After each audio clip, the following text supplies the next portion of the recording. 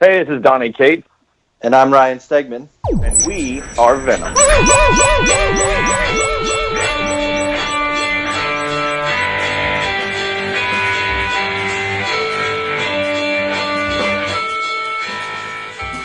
Flawless in execution. Yes. Every time. Got it in one. Yep. You're a maestro with a scalpel. That's something. Making with the cuts. Yep. That is something. There's an art. There's an art to killing. There is. You, my friend, are a maestro. Ain't that right, Jason? He's a virtuoso. Nice. He's the Stradivarius of slaughter. Gonna have fun this week. So much fun. So many books were consumed. Tremendous amount. Bigly amount. Yes. I think we could reforest. Is that a word? Reforest? It is today. Okay. We could reforest the Canada with all of the books that we've read for this week. It's nothing to joke about. But I'm just saying, if we stacked up all our books, Canada would have no problem. We read as many books as Trump has indictments. Hey, everybody. It's 11 o'clock comics It's episode. like 4,000 lawsuits or something in like 30 years? Stupid. Eight. It is 11 o'clock comics. What It number is 857. God damn. Right. Creeping up on 9. Creeping. 900's looking in the window at your panties. It's waiting. And I am Vince B. You are Vince B. I am David A. Price. Indeed, and of course, I am Calvin Brodus. Wow. Sound like Slippy Fingers McGillicuddy. You are not Calvin Brodus? Who is that? What? Snoop Dogg, my friend. Oh, I didn't know that. It's his given name. I know him as Snoop Dogg. As do most people. Right. Calvin Brodus. I like that. It's got a nice ring to Yes. it. I don't think it would have been superstardom worthy. Probably not, yeah. I mean, if Right. he's going the country music route, maybe. But Are these commercials with him Pretty sitting rapid. on the beach with that dude? I can't. Andy Samberg? Yeah, I think they're weak. They're very weak. They must be He's just effective, though, catching because they a keep paycheck. doing them. I mean, Right. like, they keep bringing new people in to cameo with them, so.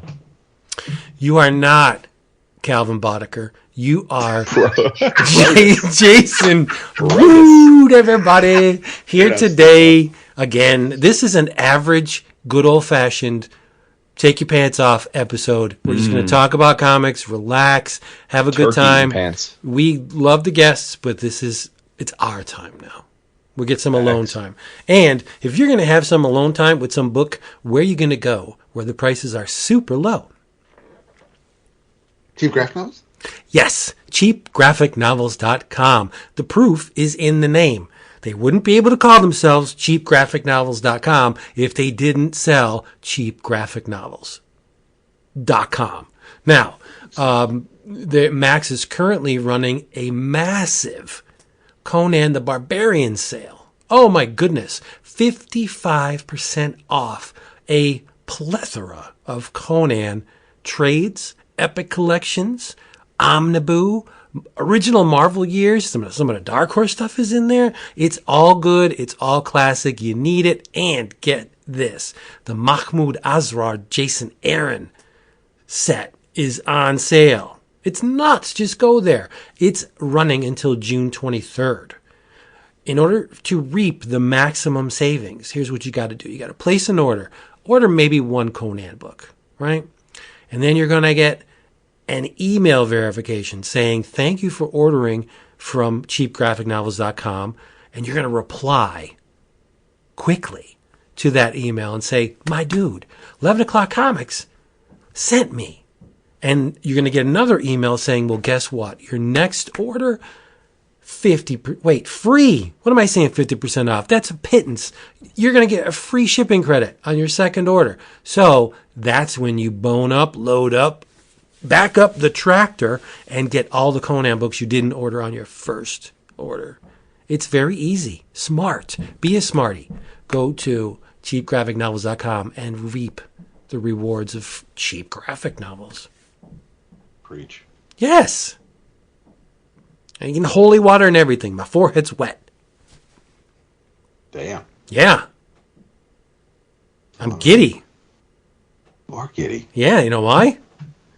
Why? I know I shouldn't be, because karma's a bitch, but somebody died today, and I'm kind of happy. Yeah. Yeah. Right, everybody. Yeah, it's a nice little Pride gift, yeah. It is. Pride month starting off right. Yeah, go fuck yourself. Indictments and deaths to celebrate. Woohoo! Woohoo! We are so upscale. My pinky's out. I am drinking the blackberry lemonade water. That's it. Blackberry lemonade. How your legs feeling after these runs? Psst. Dude, it's only 3 miles. But feeling good. I feel good. Yeah, I feel good. All right, nice. I just Knees be all right? Yeah, my knees are fine. You know me. I want everything, and I want it like yesterday. So I know. I'm pushing myself, and when I get there, I remember the one hot dog a day for like 9 months straight. Remember that? well, now it's bananas. I've ramped it up to bananas, granola here and there, salad, stuff like that. That hot dog shit, I know there's too much sodium in it. Get the sweats. Yes, there is. Yeah. It's the one thing I don't worry about is sodium intake. Okay. No, I'm saying like it's the thing that I definitely don't like. I definitely ingest a lot of sodium, but gotta have something that you get given in. I love the sodium. Yeah. Yeah, me too. Yeah. What are you drinking?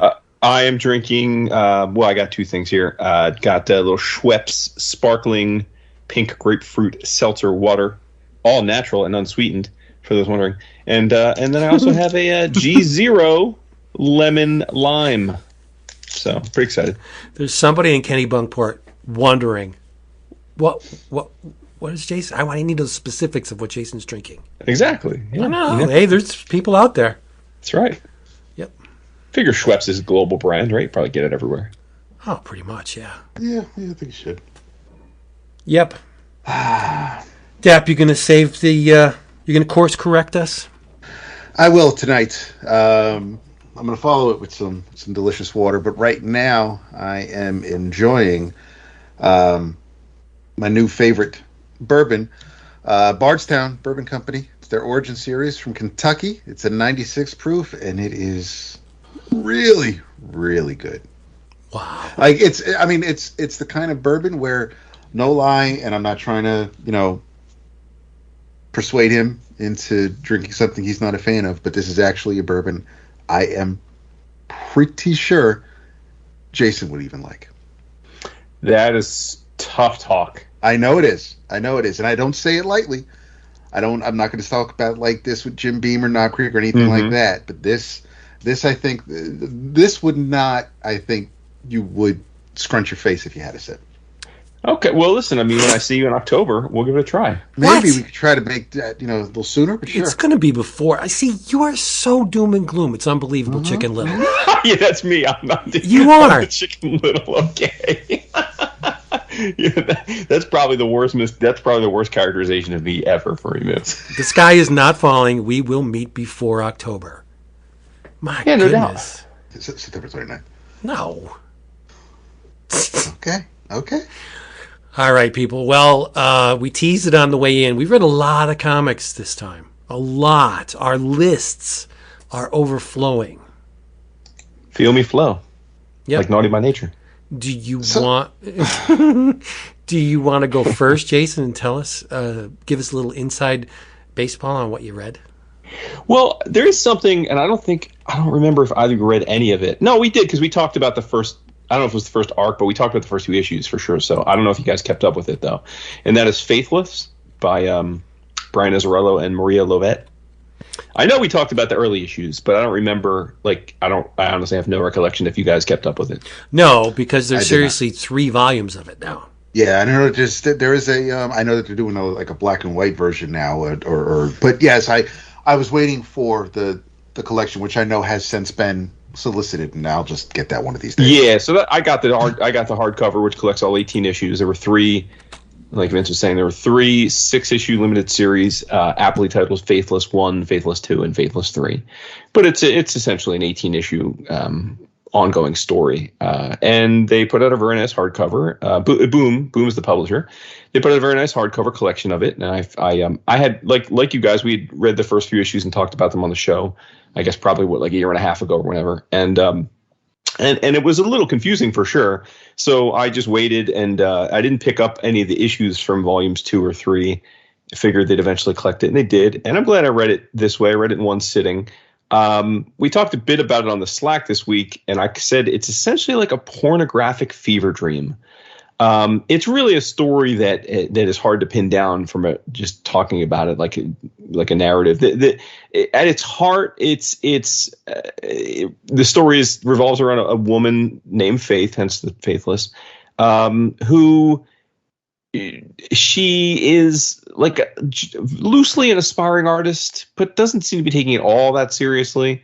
But very quickly, through a series of people she meets, people in quotes, she becomes this like incendiary hot modern artist and gets caught up in that world at a breakneck pace and I will say right up front, one of the things that I really connected to with this is that although she is a female and fictional, this reminded me a lot of Basquiat's story, you know. And we've talked many times. I know we're all big fans of his art and him as a person.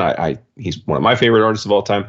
And you know, for those that don't know, Basquiat was effectively making street art and dirt poor. And Andy Warhol and one of Warhol's good friends, who ran one of the preeminent galleries in New York at the time, basically met him in a chance encounter. And within 6 months, Basquiat's paintings were selling for $25,000-$30,000 a piece, which again, this is, you know, in the early 80s, which is just a tremendous amount of money. And then from there, they got even crazier, and he became one of the pop culture icons of the moment, and then sadly died a few years later.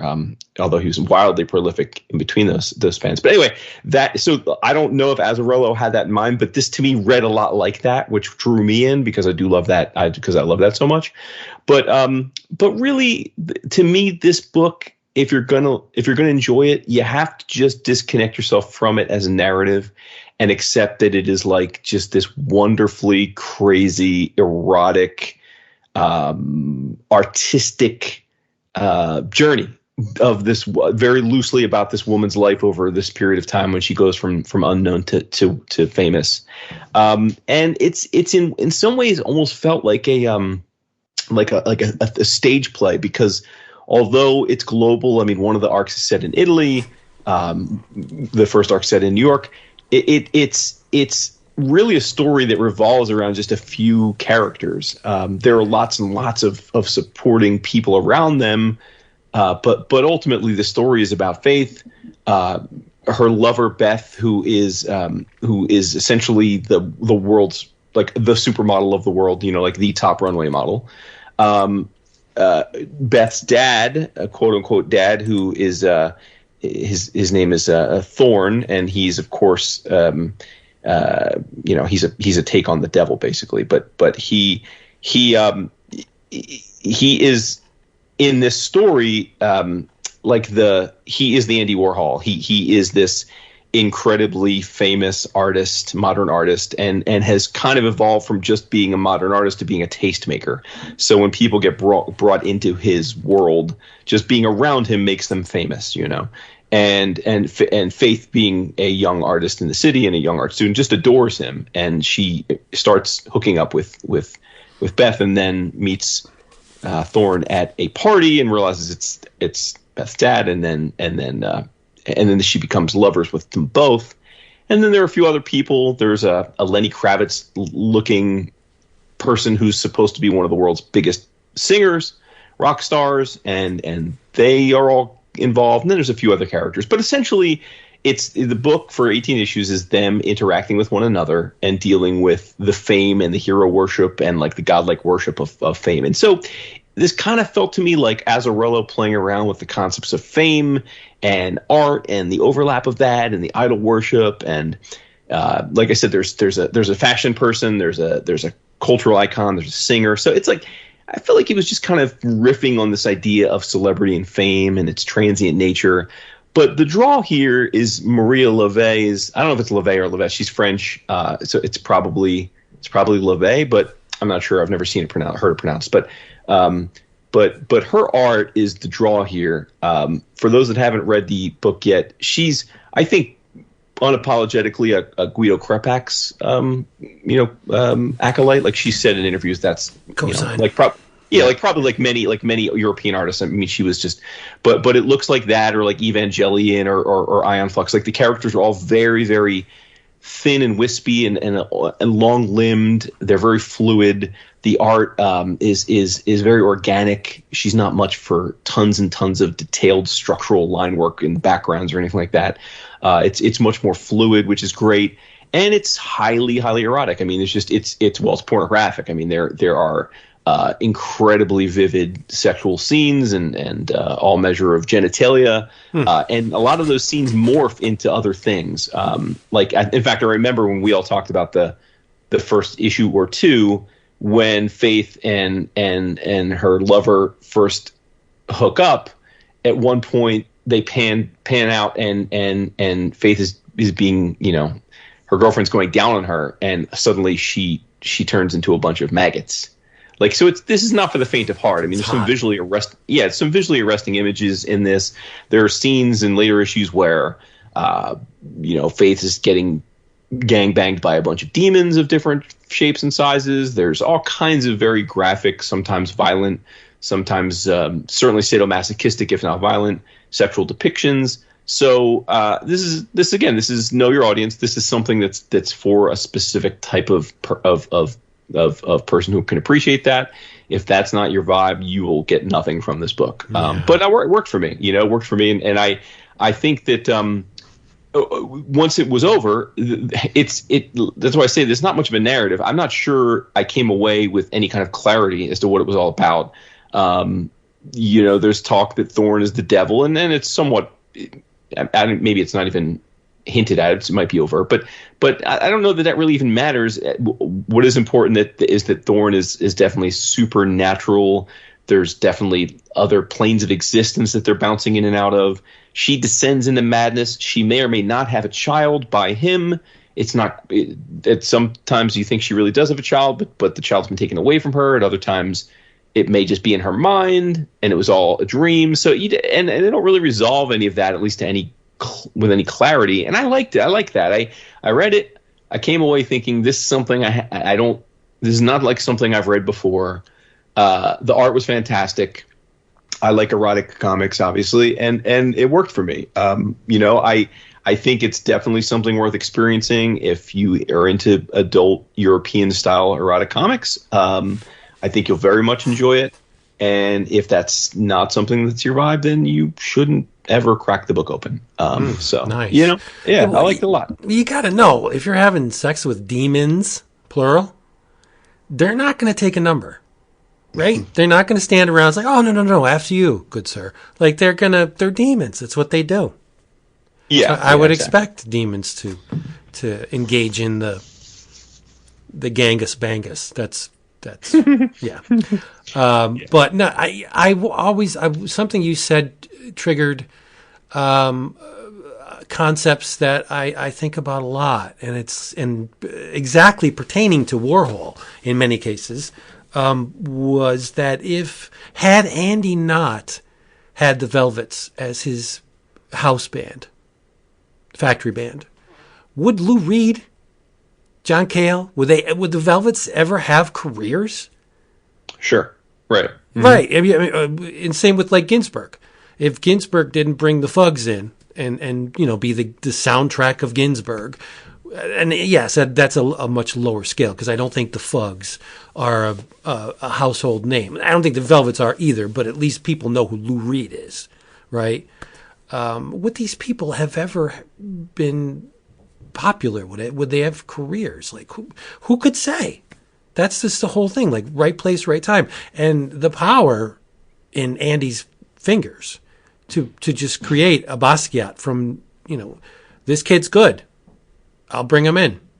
And the art world has changed because Andy had the vision, the foresight, just the good taste to realize what Basquiat was doing was really important and groundbreaking. And so let's bring him in. Bang!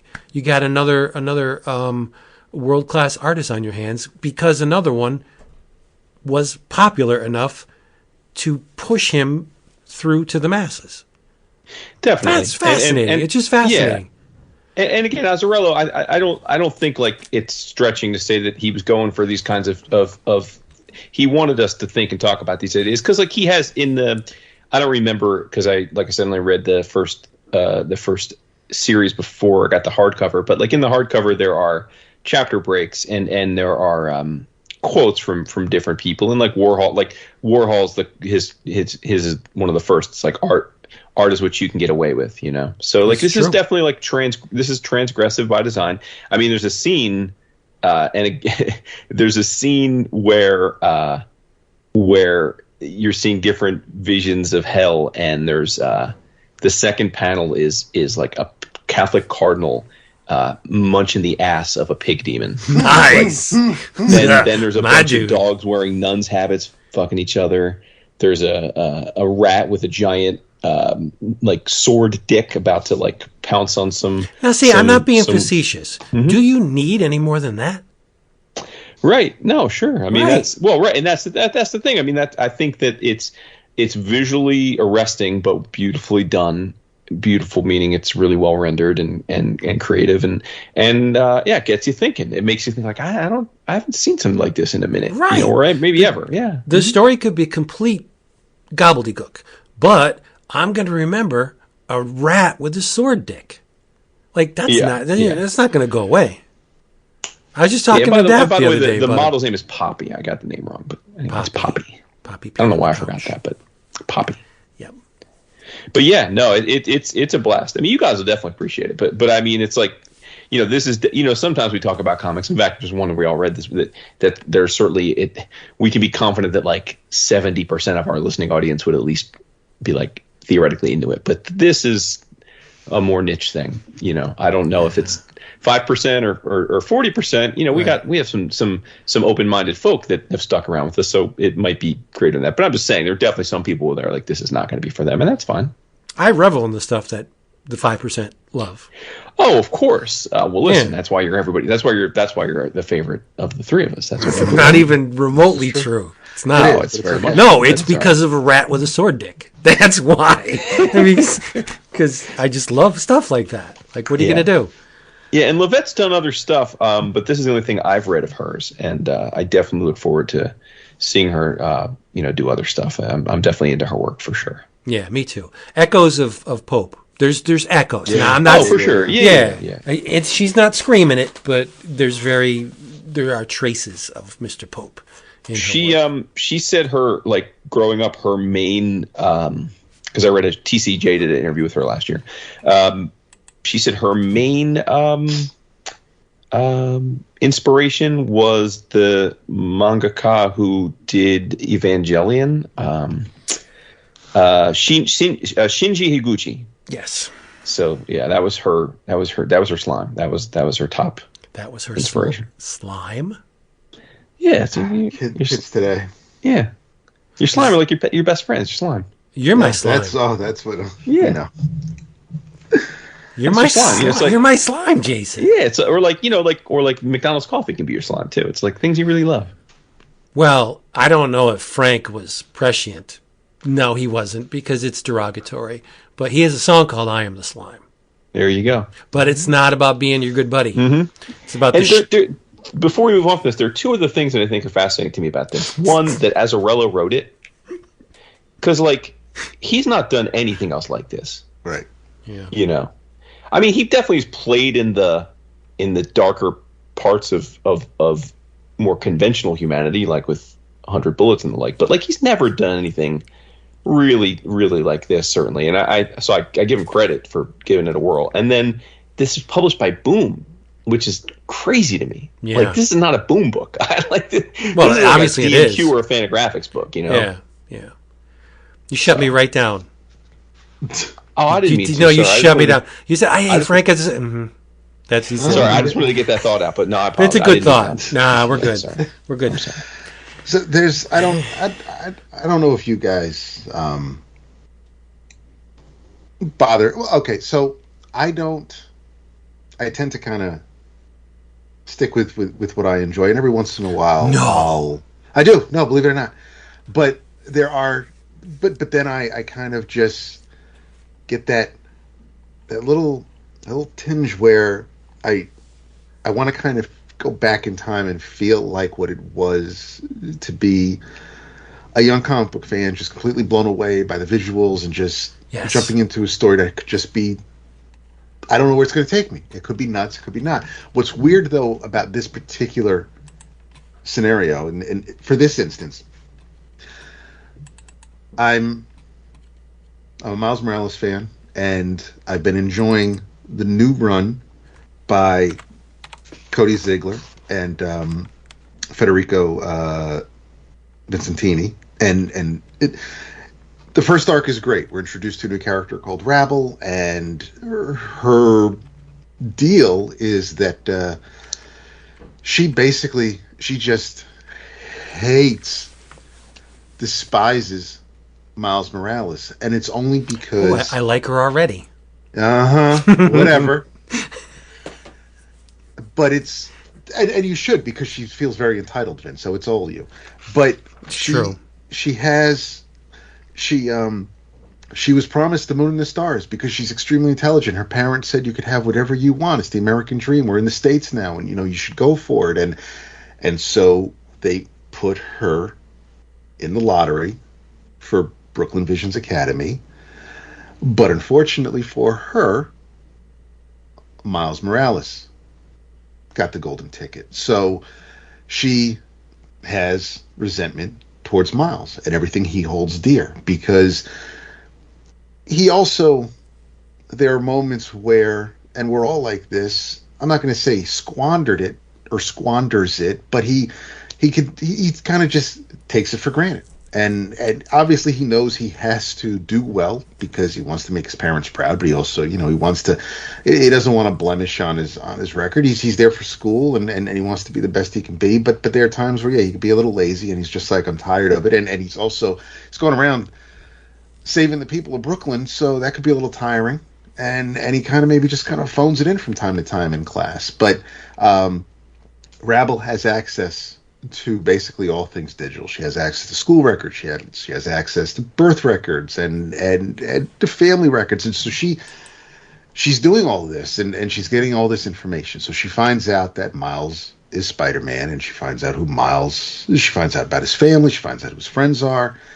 And it's not, she's not Wilson Fisk where she's, dismantling his life piece by piece, but she goes and attacks and she takes out Starling, who, of course, we mentioned earlier, is the Vulture's granddaughter, and she kidnaps Genki, and she blows up Miles' home with his parents inside, and Billy is inside. So he makes it and he saves the day, but he's basically, the first arc is just him dealing with this new character, dealing with Rabble. And, being Spider-Man, he, of course, wants to save her and try to show her the error of her ways and how they can maybe work together, this, that, and the other. However, I have no problems dropping a title if, like, some line-wide crossover is going to interrupt it for a couple of months. I'll just come back when it's over because I'm not buying 80 other books, and this is how it is. That's just the way which is why I really appreciate, off topic, DC's whole Night Terrors event, because they're not interrupting. I mean, a lot of books are taking like a couple months break, but I don't have to buy like Night Terror Superman to keep reading Superman. It's taking a break. There is an event, however, crossing over into Miles Morales Spider-Man, and it's only 2 months. It's only 2 issues of Spidey, and it's in total a 7-issue event. But it's a little bittersweet because it's an event centered around Cletus Cassidy, aka Carnage. And how's that bittersweet? That's because, like the icing on the cake. No, my friend. that's all you. This is all you, Boo, because since day one, since the character was first introduced, thank you, Mark Bagley, for drawing it, I do not care for Carnage. I do not like the character. And the reason, and I know you love it, it's chaos, and oh my God, and he's a serial killer. He's a serial killer, you're not supposed to like him. No, it's not that you're not supposed to like him. Obviously, you're not supposed to like him. He's a heartless, and he's not a character you're supposed to like. Obviously, that's not where I'm at with this. My problem, and again, it's totally a me thing. My issue with the character, my issue with Carnage, is that there are certain things that, well, put it bluntly, I do not feel the Amazing Spider-Man is a place for a serial killer. That's just the me thing. Not that Spider-Man obviously hasn't dealt with violence and death, because whether it's his uncle, whether it's his girlfriend, the love of his life, yes, bad things have happened to Peter Parker and happened to Spider-Man since it started. But this is just the type of character that I feel really has no place in a Spider-Man book. And you can introduce him anywhere else, but it's just one of those things where it's just like, why did, and think back to when Carnage was introduced. So obviously I was a lot younger then, but it just never sat right with me. I don't like the character. I don't like that he's created and his origins are in an Amazing Spider-Man comic. That's just me, and that's fine. And I'm in the minority, and that's cool. I know, listen, he was in the second Venom movie, and this is great. He's just not a character I dig. So how do you introduce the character not in a Spider-Man book? No, I get the whole Venom attachment, and Spider-Man begat Venom, and then Venom. I get all that. I understand. And if it wasn't a serial killer, he's and obviously he's violent by nature, and that's the whole purpose. But it's a little too much for me in a Spidey book. So you don't consider the Punisher a serial killer? I was just going to make that point. Right, but okay, and you're absolutely right. Punisher has no problems killing. However, Frank does have a code. He's not gunning for Spider-Man. He's not going to kill Captain America just because, hey, I feel like killing somebody today. Sure. That's who Cletus is. Cletus just wakes up in the morning. I don't like the way you look at me. I'm killing you. Yes, obviously Punisher has no problem killing people if they've done wrong. Cletus, there's no comparison really in my mind between Cletus and Frank. But yes, obviously there's a very violent character in a Spider-Man book. It's Punisher. Cool. Okay, cool. My feelings on bullies or people who just get off on inflicting pain on others, and this is just a character that embodies that, and I'm not. I have a hard time with Carnage. So here's an event all about Carnage, and it's in Miles, and it's weird for me to willingly to go to the shop and buy a book that features Carnage so prominently, and I'm also, obviously, it's not just 2 issues of Carnage. It's the book ends, the Alpha and the Omega, and it's an issue of Red Goblin, which I had never bothered with before. I think that this was the character that was introduced towards Slott's end of Amazing with the Stewart art, and it was the whole Normie Osborn, and so I'm learning a little bit about that now.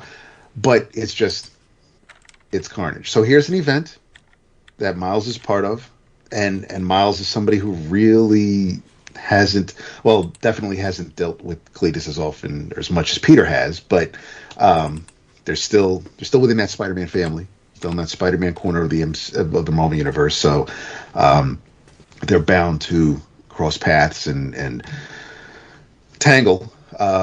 So here we are, and so I am branching out for lack of a better term, but I'm reading a Carnage book, and which is not something I had on my 2023 bingo card, and it's and I'm not, as far as the story goes, the art's fantastic across all the crossovers so far. I mean, we already established how great the art is in Miles. The art in Carnage is by Fran Galan, and it's Carnage and Red Goblin are written by Alex Dahl and Miles Morales, as I said, written by Cody Ziegler.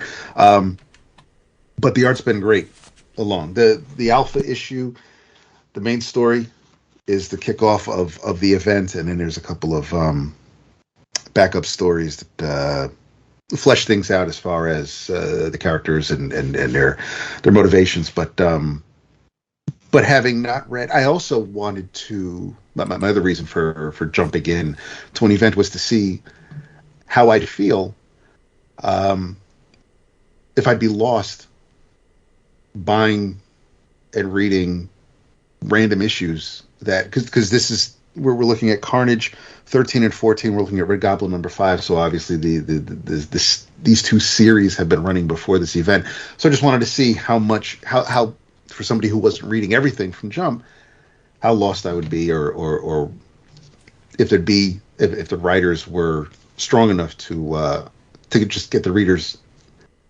up to speed and have them just enjoy the event that they're telling. And I think I based on what Vince has read, you'll be able to flesh things out. But just based on the event itself, on the few issues, the one issue of Carnage and one issue of Red Goblin that came out yesterday, I'm content. I'm fine. I'm not.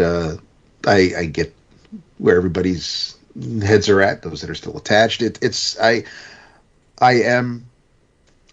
enjoying the event. Is what it comes down to. But it's Carnage Reigns, again, it's only a 7-issue series. Vince mentioned you'll hear it in the bonus, but the Marvel Previews has the collection of Carnage Reigns. So others, if they weren't reading the issues, then they'll be able to catch up later on. But yeah, I it's weird for me to openly and happily talking about an event that features Carnage. Go ahead. I blame Stegman. 100%. I blame Steggy because I had zero intent to read this thing. Mm-hmm. And he did the cover for Carnage Reigns, and I'm like, holy crap, that's awesome looking. I need to know what this is about. And then I saw Miles, and I'm like, I still need to know what this is about. So there was a lot of homework this week, because when I read something and I don't know what it is or where it came from, I have to find out. So this whole Extreme-Biote thing, I had no idea what was going on. Same. And I guess it's from The King in Black. Long story short, there's a symbiote dragon created sometime along the line, and Cassidy's codex, not his physical form, but his, let's just say his essence, bonded with the symbiote dragon and Tony Stark's extremis virus. Okay, I get it. That's kind of cool, where you have two symbiotes in a sense, right? Because the dragon is a true symbiote, but a virus is symbiotic as well, right? Especially when you're talking Tony Stark. And I guess that's where this whole superpowered techno-organic thing with Cassidy's coming from. But the cool thing about the Carnage series proper is that you see it from two perspectives. There's a detective running around named Jonathan Shade that is at the wrong place at the wrong time and is touched by the Carnage symbiote. And so he gets powers, and he's tormented and brutalized by the Carnage symbiote. And then there's Carnage proper, who hooks up with a serial killer, wouldn't you know? named Kenneth Neely, and he considers himself an artist. He calls himself the artist, right? That's his thing. And Carnage encounters him, and they just brutalize Hydro Man. Like, they rip Hydro Man apart.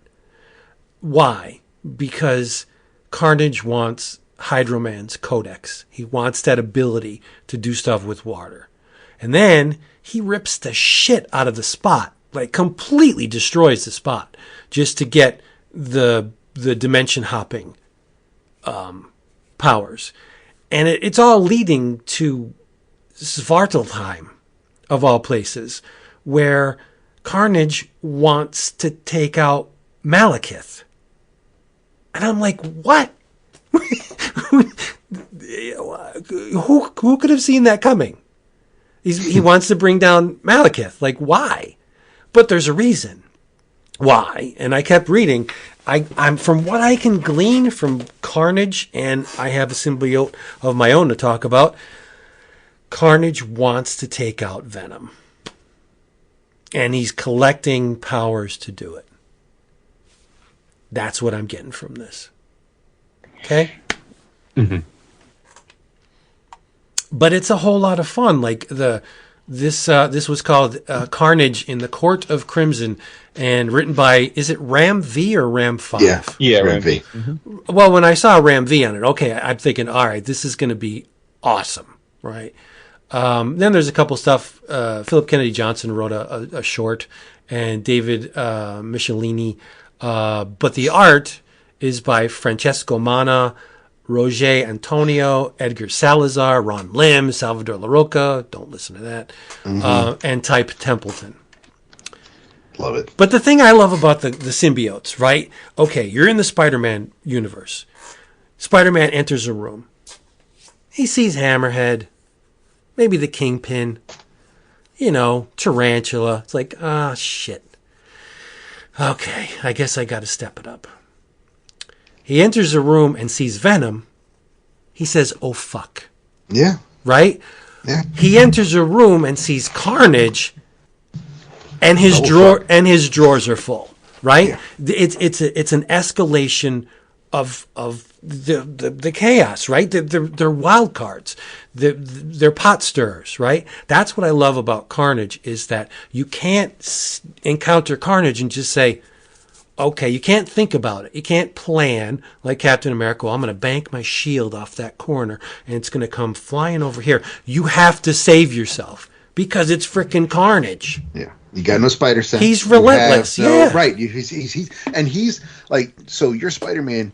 You're fighting to survive. It's it. Whereas Carnage has nothing to lose. He's just fighting to kill you. And he will kill you. Yeah, absolutely. Where Eddie Brock is just like, all right, I'm going to do the right thing because, the template was forthright. I'm going to do the right thing. I'm going to try but he's brutal. Yeah. He's lethal. But still hates Spider-Man, but he won't harm other people trying to get to Spider-Man. Right. Cletus doesn't give a shit. Carnage will destroy everything just for the end game. I'm always taken back to, I love Clive Barker. And this is a play on what Clive Barker said. We're all books of blood, but Carnage has a library card. Right? I mean, he's going to destroy you. Mm-hmm. He's going to rip you open. I mean, this artist, this Kenneth Neely, he doesn't think twice. He cuts his hand off. Yeah. At one point, he's like, fuck it. You screwed up, kid. Next time, don't be in the wrong place at the wrong time. All right. But I love the unpredictability of it. And David said it. I'm a huge fan of chaos. Yep. If you show me something that I've seen a bazillion times before, I'm going to gently close the cover and walk away and say, thank you very much. I'm done. But if you show me, a serial killer manipulating a serial killer to collect the powers to kill a god, like, I'm in. I can't remember the last time I've read a story like this because I haven't. Mm. And so the Alpha issue, the main story is co-written by Alex and Cody. Art is by Julius Ota, which the art is fantastic. in the first half of Carnage Reigns Alpha. The other three stories, art by Travel Foreman, Paris Allen, and Will Robson. And like I said, they just kind of flesh out a little bit more. You get some. You get Agent Gal was somebody who showed up early on in the Miles story. She's got her own little collection of bad guys to kind of just. She does. She has on. Yeah. She Scorpion's one of her is a member of her crew, as well as Electro and the Taskmaster and a Speedster. Was it Hightail? And Taskmaster seems awfully chatty. I don't, and I guess he's been chatty for a long time though. Yeah. Mm-hmm. But it's just unfortunately he thinks he's trying to save the day. He cuts off Ken's hand, or well, actually, once Ken is absorbed by Carnage, he cuts off Ken's hand. Unfortunately, it was the hand that doesn't exist. So it was really he blew his surprise on that. But it's been a as Vince was explaining with the whole Carnage thing, Miles is just swinging through Brooklyn when this diner, when all this trouble is happening in the diner. The cops are outside. It's basically kind of like a hostage situation, and he's trying to. Miles is going to swoop in and try to save the day. Unfortunately, Carnage is there, or the Symbiote is there, and since Gal is on the scene with Scorpion and her crew, or Gal's crew, Scorpion's not the her.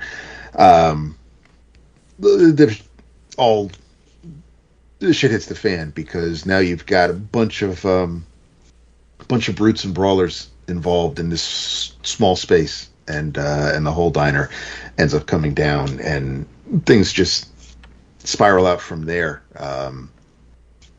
flowing into the other issues of the other ongoings that the event is part of. But it's a hell of a few hours. It's really quickly. It's quick paced. There's a lot going on. Heavy on the action. It's insane. It's absolutely one of I think one of Miles's. I mean, after I've been reading through the Ultimate stuff and the issues when he was part of once he's been folded into the 616 after the Ultimate Universe folded. This seems to be one of it may not be one of his toughest fights, but it's probably one of his scariest or life threatening that Miles has come across so far. And then trying to dust himself off after dealing with Rabble and kind of being under Misty Knight's wing. She's a supporting character in the book. He kind of hasn't had a breather, and now he has to deal with Carnage and worry about if Agent Gao is going to throw him in the clink when all's said and done. It's just it's crazy. And the Red Goblin issue that came out yesterday that I read, I wasn't too. I'm not too invested in these characters, and not all. Liz is whatever, but it wasn't. I wasn't reading Red Goblin for Red Goblin to find out what the hell's going on in this book. It was just it was the next chapter in this event. So I was really just there for seeing that action. But yeah, so far, I mean, we're more than halfway done, and it's been a wild ride. I really have no. I can say that I really have no complaints about it so far. Jason, why are you so damn quiet? You read this? I did. Yeah, I mean, I read it because you guys read it, so I didn't want to be sitting here listening to me like no clue what was going on. Isn't it fun? I mean, a couple of things. One, the Extrembiote was actually originally Tony Stark Like it wasn't that. Like everything you said about how it was created is true, except it was Tony. It bonded with Tony's suit because Tony was trying to save Eddie Brock during the King of Black miniseries or event, whatever you want to call it. And then like you read that? And then I read King of Black, yeah. Oh. And then it was just it was one of those like Tony had it in storage because of course like he has a trillion armors in storage, and then at some point that he took the armor back out to I forget the name of the dude that was Carnage before, like this latest incarnation. If some other dude was Carnage, and then Tony was trying to like get him to not be Carnage, and somehow or another, of course, Cletus is like got a sense of it, and then that became so. Well, so like the Carnage was just the symbiote.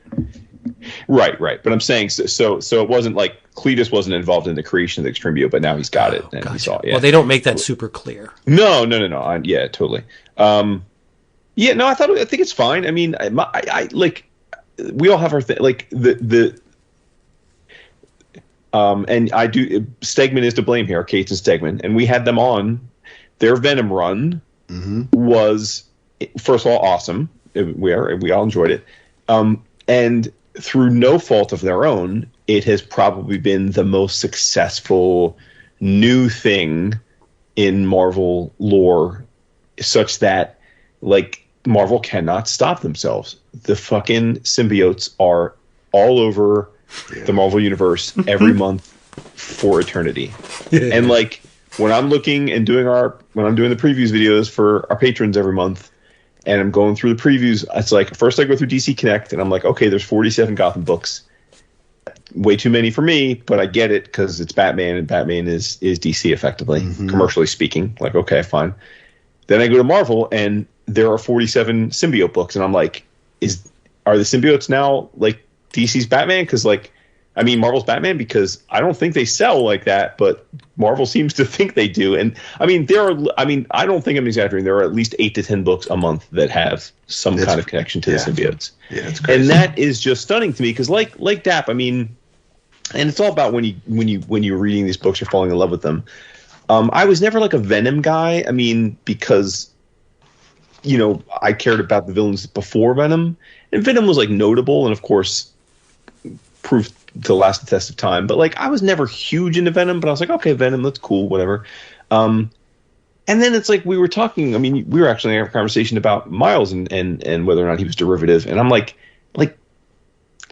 all the symbiotes are just hugely derivative to me. Like they're like, okay, we have Venom, and like wouldn't it be cool if we had a red symbiote that could do other things, and we have a yellow symbiote, and then we have a female symbiote, and then and it's just I don't know, it feels very derivative to me, almost like it's just like a marketing ploy. And so I have never once cared about Carnage in any meaningful way. Not for the reasons that Dap said, I don't really think twice about him being a serial killer, what have you. In fact, I would actually argue that my complaint about Carnage is that he's had 150,000 issues that he's been in, and he hasn't killed that many people because it's Marvel Comics. Like if he's a godlike serial killer, he should be killing people all the time. Like you should walk into this building that he took over, and there should be thousands of dead, massacred bodies sitting there. But whatever, that's an aside. So yeah, like it's fine though. Like clearly Marvel wants Carnage to be viewed as a Joker level villain for them, like one of those unstoppable forces of nature that everybody should care about at all times. And maybe that is the case. It's not for me, but maybe that is the case because again, he's got his own ongoing series, right? Like you said, I think we're to issue like 13 or 14.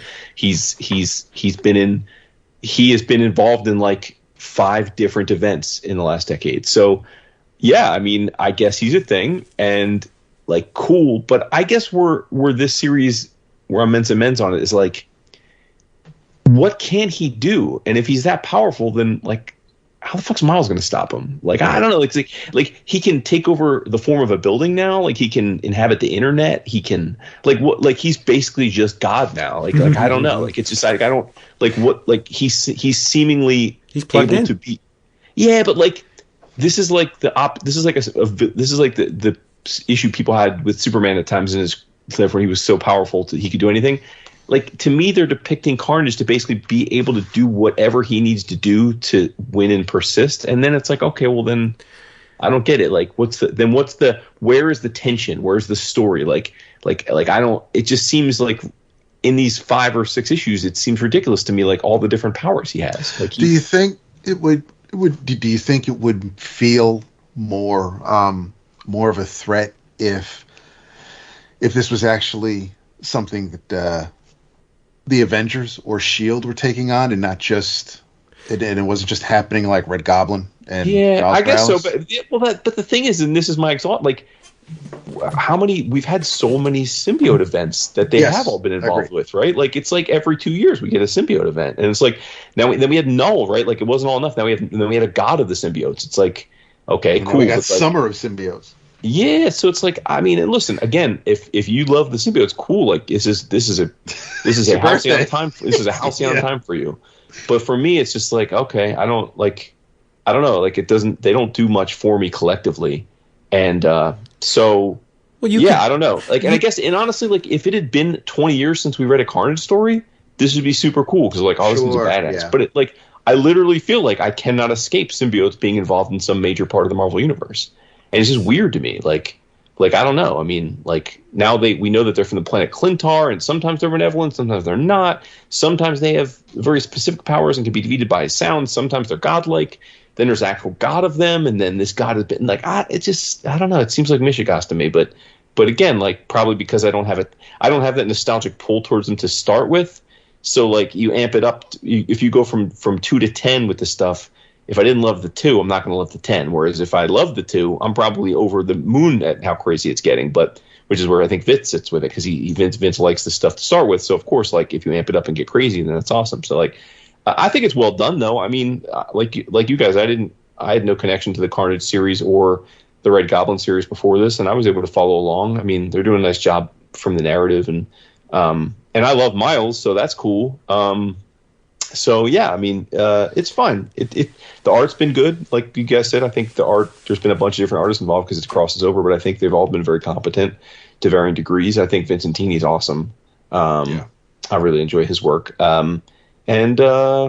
Yeah, I mean, it's somehow, they'll find a way to beat him again, right? Because that's the nature of these books. But it's not the nature of the books; it's the nature of the beast. You're talking mainstream comics. No, right? I know. Yeah, that's what I'm saying. Like, yeah, he's going to get beat, right? Like, so, right. But like, they're depicting him in a way that's like, I don't know how he's going to get beat. Like, he's right. Yeah, does anything ever feel threatening in a mainstream? No, nothing does. No. Because, like poor Kamala, right? Okay, in a little while she'll be back. It's the habit. Yeah, that's another great example. I mean, some of our friends and some of our patrons were very, very upset, and legitimately so. And I don't want to I never want to dispel like someone's emotional reaction to something, but there's definitely been some controversy about, I guess, the way that Kamala's death either has or is going to be depicted in Spider-Man, and whether it should have happened in ASM. And maybe I'm just an old jaded dude who's read a couple too many thousand superhero comics, but I was just like, I hear your complaints, and I empathize that it's bumming you out, but like, you can't get that upset about it, because if anything, killing off a character in a big marketing ploy is almost a testament to the character nowadays. It's like Marvel's telling you they actually think the character has merit, because like they're making a big deal of her death. And I know that sounds ridiculous, but that's the world we live in superhero comics. Like, if she was just a non sequitur character, you wouldn't even know she died until you read the issue. But the fact that they're building this big thing around it, and the death of, means A, they think a lot of her as a character, and B, she's going to be back. She's going to be back in like probably 6 months, but like no more than a year or two, right? And she'll be back, and she'll be an Avenger or whatever, and like she'll have her own book, and that's like, she's essentially made it. Like, for the people that are upset, like, she's made the big leagues. She's a character they care enough about to write off and then bring back. So like, yeah, and she's in Captain Marvel too. No, exactly. Well, she'll be back in time for the Marvels. Absolutely. Right. Yeah. So it's like, I mean, like, and I hear you, like, but I really did, like, I guess I didn't see the connection to the whole like the fridging stuff. Like, I don't think that's a fair characterization of that at all. Like I just, again, like, we could make such, like, I started it. You could make a list of hundreds of Marvel and DC characters that have now died, and some have died and come back the next issue. Some have died and been gone for 20 years, all right, like Captain Marvel. I mean, but like they all come back. I mean, Jean Grey was the one that was supposed to never come back. She came back, right? Bucky. But Bucky was never right. Uncle Ben's the only one, but it's still, I also think what probably didn't sit right with a lot of readers was that her death Miss Marvel's death happens in an issue of Amazing Spider-Man where I don't know how often she's appeared in this current run by Wells and Romita Jr. And because if anything, she's BFFs with Miles more than Peter. And it was an issue that, promised someone's death where you would have thought it would have been one of Peter's supporting characters. And it just didn't, it was, I don't think it was the right place for that, for her story to end that way. It's just, it was just a weird thing. It's like, she doesn't have her own book right now. So she's going to guest appear in what could be Marvel's flagship. And it's just, I think for some, it just felt like a wasted opportunity. They could have made something bigger out of it. And it was just like, it's a Spidey death that just really has nothing to do. It's a death that happened in a Spidey book that for a character that doesn't have anything really to do with that particular Spider-Man. Have they just started reading mainstream comics? Like that's the thing. I way it struggle is. with the moral indignation on this one. It doesn't, just because again, this isn't. It'd be one thing if it was rare to kill off a character, but like just characters get killed off all the time, everywhere, like literally everywhere. I mean, and then like I said, if she's back in 6 months, then people are like, oh, I get, like it's just. Right. It's just like these are. Listen, we love them. We talk a lot about them. We just got done talking about it. Like we've been reading these characters in some cases for 50 years.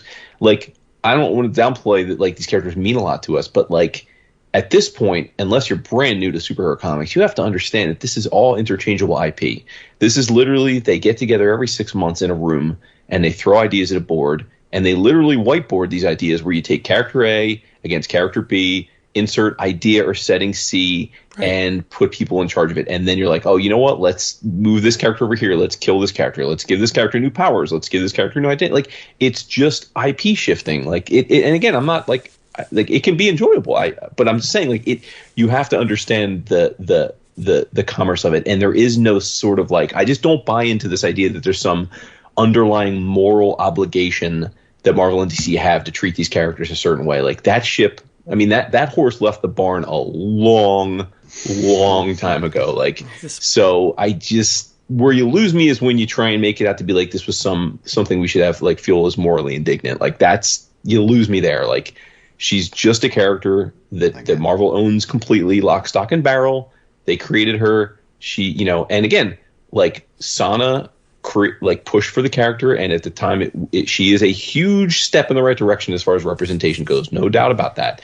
But her getting killed doesn't change that, right? Like you said, she just had an MCU freaking TV show. Like they just gave her an 8-issue episode TV show on Disney Plus that probably cost them $50 million to make, and she is the co-star of a major MCU theatrical release coming this year. So like the character has far transcended the Kelly Sue DeConnick book or wherever that she was debuted in, right? Like she is big time now. Like how many characters that we love and have been reading for decades have yet to appear in an MCU movie, much less be the star of one. So we need to like just relax a little bit. Like it's fine. Right. They've killed Thor. They've killed Captain America. They've made, like it's fine. Like relax, everybody. Jason, I don't know if you read this, but they killed Superman. Yeah, they killed fucking Superman. Like, I mean, like it's 90s. Just No, but I'm saying, like, Batman was dead for a year. We had Commissioner Gordon as Batman in a robotic suit. Like it's just, I mean, I don't know. Yeah. Okay, you're done talking for a little while. Yeah. I have another symbiote. Woohoo! Yeah. Yes. Toxin? No, this is Venom. This is the OG. Oh, okay. Oh, that's actually fine. Venom, Lethal Protector 2. Ah, yes. Yes. I read 3 issues of this. Written by David giggles whenever I say this name. I don't know if I'm saying it wrong. David Michelini. Michelini? Yes. David Michelini. Illustrated by Farid Karami. And color art by Arif Prianto. Now, Jason's going to love it because it, at least the first issue, centers around Nick Fury and Silver Sable and the Wild Pack. Ooh. Yep. Fury calls up Silver Sable, he's like, got a job for you. I want you to guard this very important relic. Okay?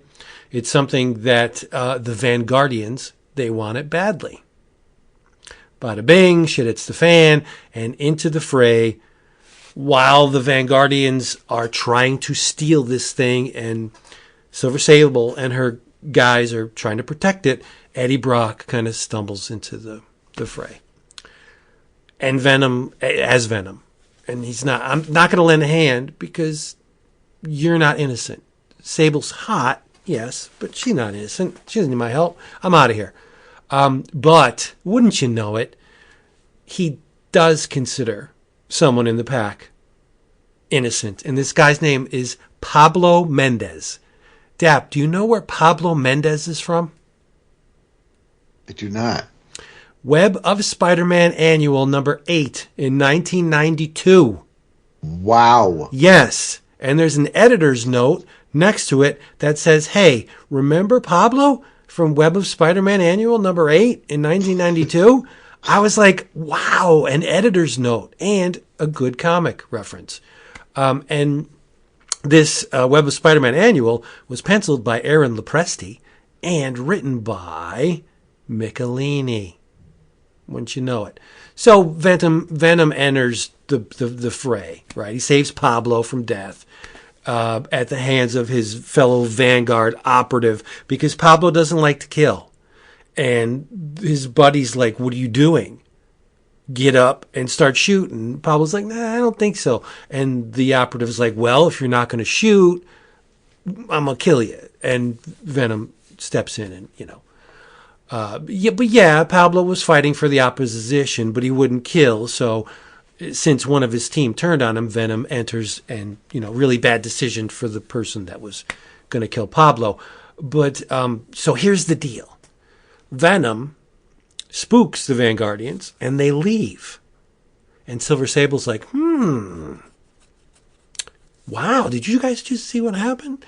It turns out that the bunker that housed the artifact was once part of Majestic 12. Oh, be still my heart, right? Reverse engineering, alien, bric-a-brac, of which this relic definitely is. It's called the Sornai artifact.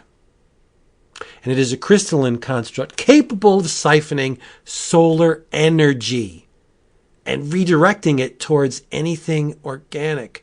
That's a hell of a weapon, right? Problem is that the manual didn't come with it. At least they couldn't decipher it. So that's why we were trying to open up this relic and see what makes it tick. And the Vanguardians need the relic for something that they're calling the New Eden Project.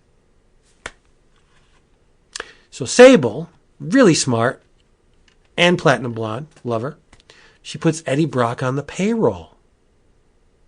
Venom is now a member of the Wild Pack. Mm-hmm. Very fun. And somebody is trying to manipulate the Vulture.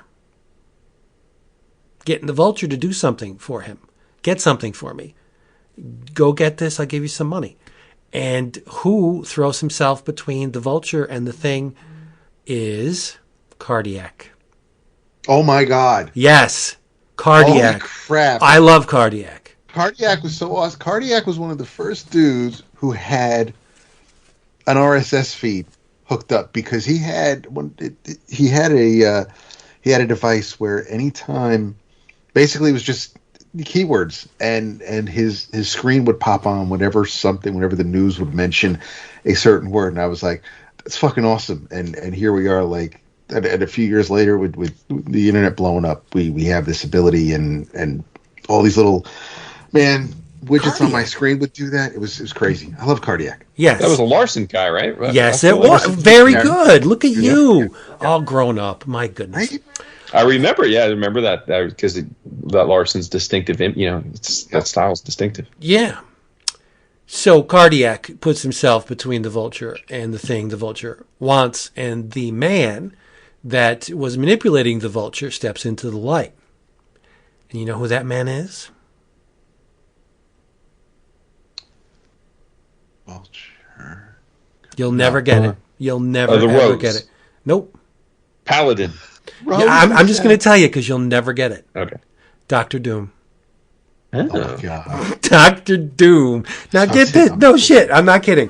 Not only is Doom in Lethal Protector 2, Doom is going to show up in the Venom ongoing. Like, what is happening?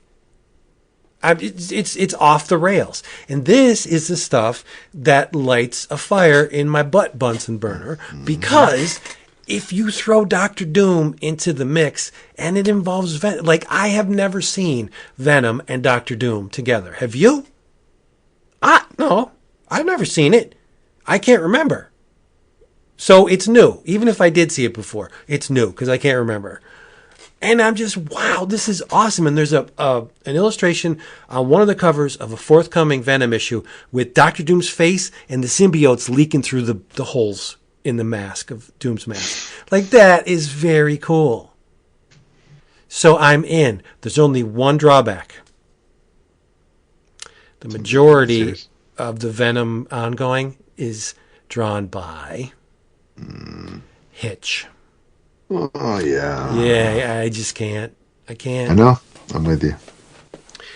So I think Cafu or somebody's drawing it now, which is great, or they will be drawing it, and Hitch is, I guess, taking a backseat, which is, no offense, Brian, I don't think you're suited to be on a Venom book.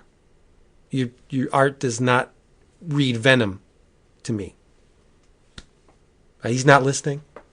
I don't think he is. I don't think he's too busy drawing the new Hickman Ultimate book. So good. We'll let him keep drawing that. So it's gonna be I thought this was great. Lethal. I cannot tell you. You guys, you listen to this show every week, right? I can't tell you the last time I was involved and excited and enthused and just plain giddy about a Marvel. Book. That's the thing. Not only a Marvel book, but like a Marvel suite of books. I ordered Death of the Venomverse. It's 5 fucking issues, and it's Cullen Bunn. Yep. Bun in the oven. So I said, okay, I'm down. 5 issues is not going to kill me. I'm in. Yes. Somebody pick up the reins because I don't want to get all giddy over the couch. But Hydro Man and the Spot. What? Hydro Man was actually, I think it was his first appearance was the first issue as part of my Amazing subscription back in the early 80s. Morris. Morris. Morris Bench. Man overboard. I know Morris Yeah. Bench, yes. Yep, with his little very distinctive striped shirt. Oh, yes, because, whether it's water or sand, you got to have the striped shirt. Yep. Carnage has a dog now. His name's Spike. It's not really a dog, it's a wolf. Yeah, just read it. Read the Carnage thing because it's cool. And it ties into the Norse mythology. It's very cool. I won't spill everything. Jason, what else should we be reading? Well, unless you're a mark-ass buster, Wow. I hope that you guys ordered Tao Bang. I didn't do it. Mark-ass buster, I'll tell you. You're gonna have to decide. What is that? Am I a goof? Am I a jerk? Yeah. Oh, okay. You're not slime. No, I'm not slime. No, you're still my slime, but like... Oh, you know what? I had a giggle You can be when you're slime like, and a Marquez Buster. Okay. no, wait, before we get into this, when you were talking about the symbiotes, you're like, what's this, like a red one, and there's like a green one, there's like a yellow one, totally unlike a lantern ring, right? Like because Jason's all about the Green Lantern. No, but this is what I'm saying. No, but what we're talking about is we're talking about the tendency of major publishers to manipulate and market the hell out of everything. So it should not surprise you that there is a rainbow of symbiotes, just like there was a rainbow of lantern rings. If there's a way to cookie cutter manipulate the reader into buying something that they already bought, the big two are going to do it. Yeah, you know what? I will say that's a fair counterpoint because I have rarely read the Green Lantern books on a regular basis, but the only time I read them religiously was when they were doing introducing all the different colored lanterns. And I will give props where it's due. I think the concept was cool. So it was one of those rare instances where marketing was fulfilled as well as conceptually, it was very vibrant. I will say that. Right. I guess that's fair. Yeah, That's it made sense. Indeed, it did. So What is Tao Bang? For Tao Bang. Tao Bang is the latest in a never-ending series of imports that our friends at Magnetic Press have dutifully brought over from Europe to the U.S. and translated for our enjoyment. And I have been a fan of the vast majority of them, and generally speaking, will always order them sort of sight unseen. And this was no exception. Didn't really know what I was getting into other than the preview solicit, which is just a couple sentences. But I figured, hey, it's Magnetic. I'm going to trust them. And I'm glad I did. First of all, as we have all talked about a lot of Magnetic books, they always do a wonderful job at the packaging. And I love that they all have the little rounded corners, which is neat because it's like you can put up all your Magnetic books on your shelf together and they fit very nicely like that. But this was two French novellas published in 1999 and then in 2004. And as Magnetic usually does, they bring all the bande dessinée novellas together into one hardcover or two, depending on the length of them, for the U.S. market, which is smart. And this thing was sizzling. It is written by Daniel Pecour and Olivier Vatine, which we know Olivier from other work. He's also a fantastic artist. He does not draw this book. He's the co-writer, but he was one of the main artists in what's the space book that we love for Magnetic? The 8-volume one. Yeah, damn it. It was Infinity 8. Yes. Yeah, Infinity 8. Thank you. He was kept one of the artists on Infinity 8. Yeah. But in this case, he's the co-writer, and the artist is Didier Casagran, and the art is fantastic. And this is a book where I would be gobsmacked if Vince didn't love this in particular. Yeah, it looks really good. And I know Dap will love it too, but this is like right up Vince's alley. This is a story of it's basically a high fantasy book. It's a swashbuckler type of adventure set mainly in the sea. And the title character Tao Bang is effectively, I mean, I don't know that like 100% considers, but it's effectively like a Belit knockoff, Looks right? like her, yeah. Yeah, I mean, she is a badass seafaring pirate captain who is much tougher and deadlier than most of the people around her, including all the men. And her name sort of rings loudly. And the book is basically a team up book where a number of much more average folk get brought up into a situation where their good friend, one of the people, owns a brothel in this town, this oceanside town, and there is a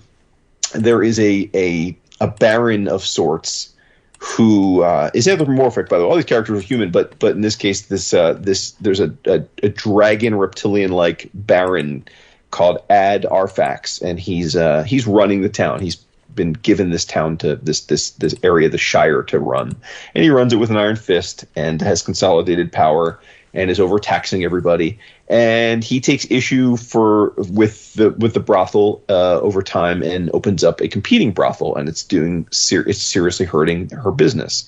So she and her friends just have heard a legend of a hidden island of mermaids. And allegedly, these mermaids are not only gorgeous, but they're sexual freaks.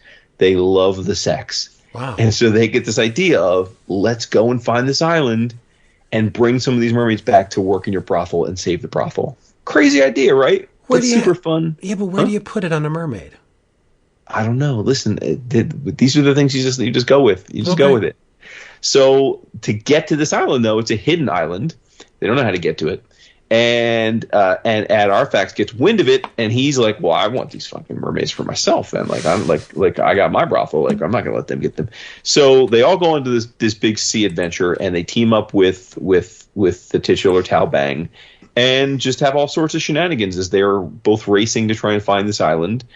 And it's an interesting world because it's although it evokes mainly like your the idea of like the Belit Conan type of a vibe. There's also dinosaurs running around. There's pterodactyls and there's raptors and the like that are used as beasts of burden and transport.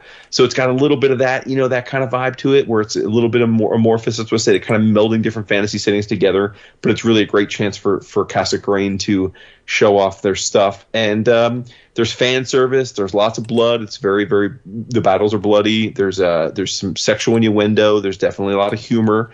It just was fun and light and just like a swashbuckling adventure where they come up with this cockamamie idea, they go on the quest, and then there's a really satisfying ending. I don't want to give away the ending, but I will just say that they find the island, but it's not what it seemed. It's not what they hoped it was. And yeah, it just was great. I mean, I can't imagine that that if you are someone who considers yourself a fan of high adventure, whether it be Indiana Jones or anything like that, you'll love this. This is a lot of fun, and the art is just awesome, and it's a quick read. It's 2 short novellas. I'm not even sure if it's 100 pages. Maybe it's a little more than 100 pages, but it's not a big giant tome that you got to get through. You get in, you get out, and it was a blast. I was smiling ear to ear the whole time, and highly recommend it. Tao Bang. It does look very nice. It is nice. I will give you that. It looks really good. And, the old fallback, it looks like it could have been in heavy metal. It really does. Oh, no. Well, it can, because it's a French it's a French bande dessinée from the late 90s, right? So, yeah. Did David sigh? Did he? I think he did. He sighed. I'm really sure he did. Wow. He hates good fun stuff. No, he doesn't. That's not why he sighed. No. I sighed because yes, it's a European book, so of course you get the. Well, it's easy. I mean, and it's true. Yeah, absolutely. No, it's not. It wasn't a sigh because not this again. It was just one of those things where yes, it's a sight unseen. It would be yes, as far as I'm concerned, obvious and apparent. Yeah. I think that you should sigh more when I say things because it's a lot of fun. Okay. Mm-hmm. Like it a lot. By the way, before we continue, I do want to, because I don't want to throw this to the end when some folks may dare to stop listening. But humongous round of applause and congrats and all the love to our buddy KJ. Yes. Who was going through some personal issues and got some great news this week, and we love to hear it. And we know that obviously he and his family are related, but we just wanted to send some love to him and say we're thrilled and giddy and can't wait to see him. So. Yep. So true. Amazing coming from your mouth, but it's true. I want to keep the discussion high level. Aesthetically, conceptually, I have a very high level. Looking at your list. Yes, please don't hurt. Shut up. Please don't hurt your brain trying to wrap it around this little conceptual nugget of joy. I am talking about Rick and Morty Presents Maximum Overture. It's written by Brockton McKinney, illustrated by Jarrett Williams, and color art by Leonardo Ito. The villain in question is called Concerto. Concerto has piano keys for teeth. Yes, and a whole bunch of other musical accoutrement, like he's got flowing parchment, which would imply the paper on which musical notation is written. So all of his traps, his plans for Rick and Morty involve musical trappings. Okay. And as usual, Rick has no idea who this guy is or why he hates him. Concerto's like, aha, I've got you. And Rick's like, the fuck is this guy? I have no idea who this is. And Morty's like, well, yeah, this is how it usually happens. Rick's like, really? I don't know who this guy is. And Concerto's like, well, don't you remember? I blah, blah, blah. And Rick's like, nah, nothing. Got nothing at all. But anyway, he throws Rick and Morty into a musical maze of torment. And what does that mean? All of Concerto's traps and taunts are music related. These two cabinet record players come lowered from this giant tube on chains, and he goes, okay, see if you can escape my record crew. And it's WRECKORD.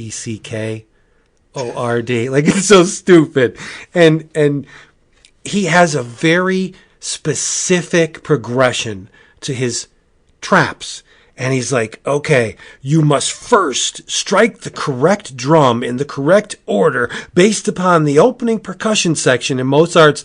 And Rick is like, no, fuck that. We're not doing that. We are not. We're just, and Concerto's like, wait a minute. You can't do that. This is, and it's like, no. You know what I mean? Like, do you ever meet somebody who's like, they're trying to, in Magic, especially, at the end of a tournament, at the end of a game, when you've beaten the other person, and they're just like, wait a minute, this is how it would have played out, and they're like, wait, and they're trying to draw that card that's going to make the whole thing light up in fire.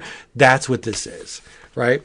And so there's a point in the story where Concerto tells a story about Colonel Circus Meat. Colonel Circus Meat was the owner and clown mascot of Colonel Circus Meat's Chickenish Treats. Colonel Circus Meat was a musical genius and a wizard of poultry, if you could believe that. He had a dog that was always next to him, his trusty sidekick. The dog's name was French Sunday. The dog is festooned with pie slices. He has a slice of pie on his forehead. His flanks are giant slices of pie. And like Tony, Morty has questions. He's like, well, wait a minute. Wait. What's up with French Sunday? And Concerto's like, it's just a dog. He's like, no. It doesn't make sense. Wait a minute. Are you Colonel Circus Meat? And Concerto's like, oh, no, it's preposterous. I'm not Colonel Circus Meat. Even though he was a very upstanding man and wonderfully talented in both music and poultry, I am not Colonel Circus Meat. And then he goes on to tell this tale of a terrible chicken attack that ended Colonel Circus Meat's career and the life of his companion, French Sunday. The dog, it's really strange. The dog fights valiantly against this flesh-fused psycho chicken. It's a ball of chicken energy that just ravages everything in Colonel Circus Meat's restaurant, and it tries to get out, and the dog throws himself at the psycho chicken energy ball, and there's something on the stove. It could be dipping sauce, and it goes all over the dog, and the dog is this eyeless, skeletal monstrosity called Chicken Skin Dog Skull. Yes, and that's how Chicken Skin Dog Skull was born. But the cool thing about this issue is it ends very strangely. Like, I don't know if even I should say it, because it sets up future plot threads. Because some characters didn't die. All right, I'll just tell you. Chicken Skin Dog Skull's not dead. And he is now the trusty sidekick of Concerto, who was really Colonel Circus Meat. Uh-huh. Yes. I had a ball with this issue. This, unlike previous Rick and Morty adventures, I had to question nothing with this issue. I don't want to say it all made sense, but in graphic terms, it all flowed. It was whatever passes for logic in the Rick and Morty universe, this is it.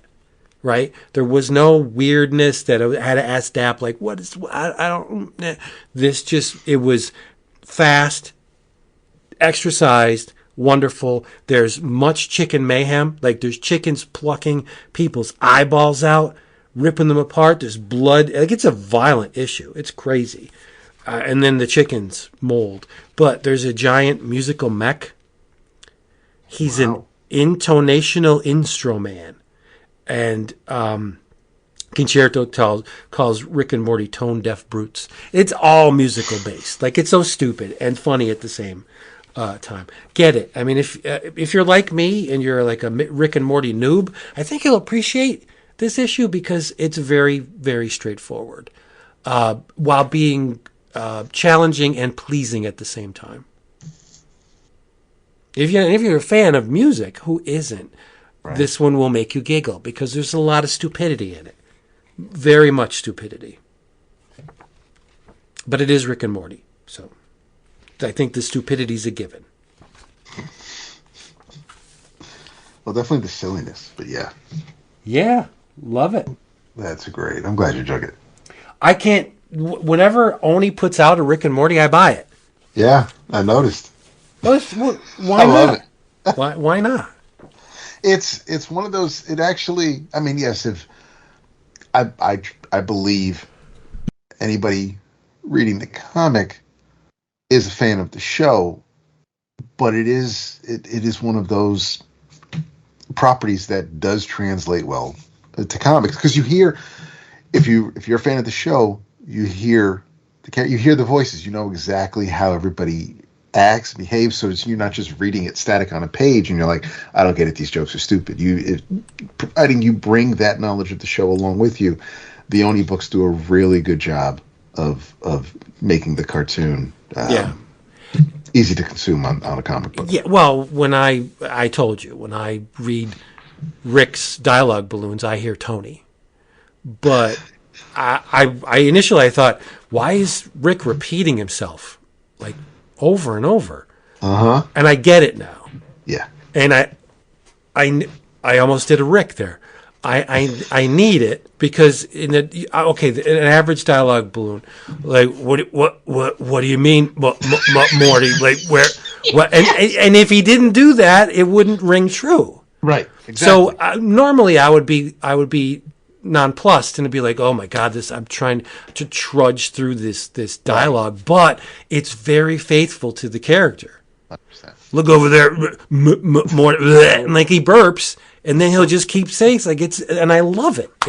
I know Jason doesn't get it. I'm sorry, but blame Dap because I'm plugged into the Rick and Morty, and I don't think there's an unplug. There really isn't. There shouldn't be. No. Oh my God. Oh jeez. Oh Rick. I love it. Yeah, and Rick. Jeez. Like, shut up, you little dickhole. Make me slap that out of your mouth. This season was just so much fun, and callbacks to the Vat of Acid episode. There's just the show could be so it rewards you if you pay attention. I mean, you can just watch it on the surface; it's just stupid gags, right? And does things. But I mean, if you pay attention, if you've been watching it and fucking rewatching it, then things pay off. Little callbacks here and there. It's just it's. I don't know if the show has slowed down or my brain has sped up, but I don't find it so hard to decipher anymore. I guess I just had to get down with the language. It's just like, it's like with your running and everything like that. You'll see that it's just going to be easier. It's just... Yes. But I don't know why they in the dialogue balloons they do the same thing as bleeping out would in a yeah. I don't understand why they do it. Whenever Rick will say fuck or shit, they'll do F and a bunch of asterisks or crazy symbols, but they'll let him say dickhole, ass crack, but I don't. They're very. Well, it's just like it's like PG-13 to rated R. You can get away with one F-bomb on PG-13 movie. But if it's a mature book, it's a mature book. Like, let it go. But even though it's on Adult Swim, they still bleep the F words. If you watch it on Max on the seasons when they're there, then it's uncensored and they'll say everything. Oh, nice. But yeah, they're mirroring what happens. Okay, well, good. That's even more faithful then. Yeah. Yeah, nice. Love it. Maximum Overture. Beware. Hilarious. So I decided to, because they've been kicking ass with World's Finest. I decided to give the new Shazam a try with the first issue, written by Mark Waid, art by the phenomenal Dan Mora, Alejandro Sanchez on colors. So this first issue of Shazam is it looks great, and I felt like it was a really good. Obviously, it's a first issue, but it's a good jumping on point if you don't know really anything about the character, or you just may know him from the two movies. But it's a Shazam has been part of the DC universe for decades. He wasn't originally, but he is now, and has been for a minute. But Wade has a lot of fun with the character in this first issue, and Mora draws a really strong Captain Marvel. But it's also one of the, because it's the dawn of DC books, there's a reference to the recent, like the Dark Crisis and the whole Lazarus event and things like that. So there are things where, if you're knee deep in the DC universe, then you might not have too many questions. But there were a couple things that gave me pause, but for the most part, it's a pretty straightforward first issue. He's hanging out in his cave of wonders that we're hanging out with at the Rock of Eternity, because that's it's at the center of all space and time. So that's where Billy hangs out as Shazam, playing with action figures, bowling. They show him, so he's polishing his combat skills. That's when he's playing with action figures. He's training his muscles. That's when he's bowling with a giant bowling ball. He's practicing his coordination, which is where he's dancing like beyond a white dude in front of these giant speakers. Do some intensive superhero research, and he's watching the old Batman from the 40s serial, and living the good life as he's playing a video game. But his Freddie Freeman shows up. He's not able to. Freddie can't turn into Captain Marvel Jr. It's fallout from the Lazarus Planet event, so they're kind of fix that and make that all better. But there's a very sinister character hanging out in the at the Rock in the caves. We don't see. He's just speaking to someone. Two shadowy figures that we're not. I don't know who they are. I don't know if they're new to this story, new to this new series, or if they've been around for a minute and or reimagined and they're old foes. But they're there waiting. Billy and Freddie fly back to Philadelphia so Billy can go to school. And so they show him at school. Talkie is now he's basically the Jeffrey, for you Bel Air fans, of the Victor and Rosa Vasquez home, the folks who foster all these kids, basically the Shazam family. But Talkie Tawny is over here, and it's neat seeing a very well manicured and well dressed tiger cooking dinner for the family. There's a really interesting full page panel where Billy kind of has a side hustle where it's a sponsored fan cast, and so he can report on the latest news about Captain Marvel's adventures and everything that he's been doing.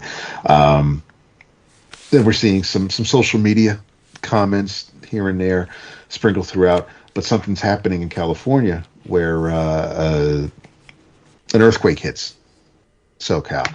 And so Billy takes off, says the magic word, flies towards the West Coast, saves some people, but the issue ends.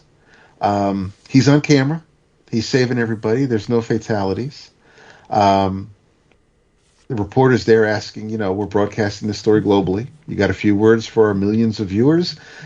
And Cap flies down and he says, gosh, I don't know what to say. I'm just glad to help. And this woman hugs him and says, you didn't help us. You saved us. You saved my babies. You saved all of us. How can we ever thank you? And Cap's got this look on his face. And he's about to say, well, and then his face completely changes. And he's looking all mad and grimacing. And he says, since you asked, you can all get the hell away from me, you pathetic, stinking cow. And everybody's all aghast and mouths are agape. And he goes off. He says, you're thankful for me? You should be thankful. All of you pitifully stupid peons. And he's going ham on everybody. And then all of a sudden, something clicks. And he's just like, he stops in mid-sentence.